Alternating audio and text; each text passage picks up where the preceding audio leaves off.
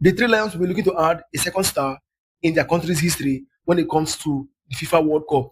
Recall that the only time they won the World Cup was in 1966, and that tournament they actually hosted that tournament. Apart from that, England has always been a participant in the World Cup. They've appeared 19 times. They've been a part of it 19 times, and they've qualified 16 times. I think on 3 occasions they failed to qualify for the World Cup. Apart from winning the World Cup in 1966, England have finished fourth on 2 occasions.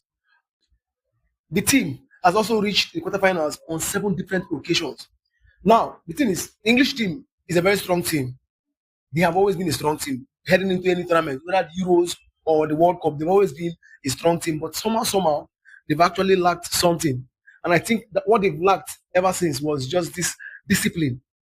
I think they've lacked discipline and they've lacked the character to go for the jugular and win the World Cup.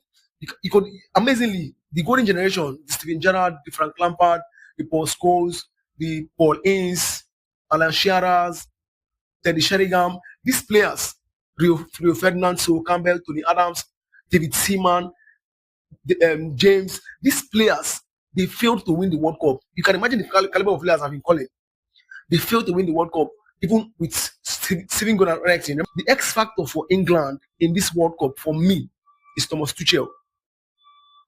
Thomas Tuchel has instilled a kind of discipline in the team and this winning mentality that nobody's talking about. The man that doesn't care about his results. They care about what to sell their news, what to sell their publications.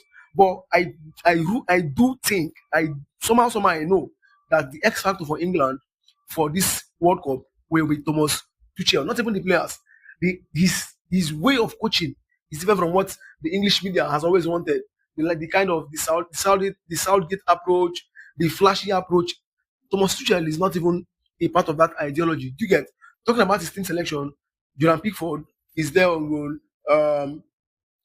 Dean Henderson, Trafford, fantastic goalkeepers, good backup for Jordan Pickford. The defense, you could see that the defense, John Stones there with experience, Ezri Konsa, Rhys James, Tino Livramento, Jet Spence, players who are ready to fight for the badge. You get in midfield, you get the likes of Elliot Henderson, Declan Rice, Eberechi Eze, Morgan Rogers. When you go to the attack, you get Bukayo Saka, Marcus Rashford, Harry Kane, Anthony Gordon. These are players that are willing to stick their neck out to actually win this World Cup. So that's why I feel England are also favourites to win the World Cup. Let me know what you think about England as World Cup favourites in this particular tournament. Drop a comment in the comment section.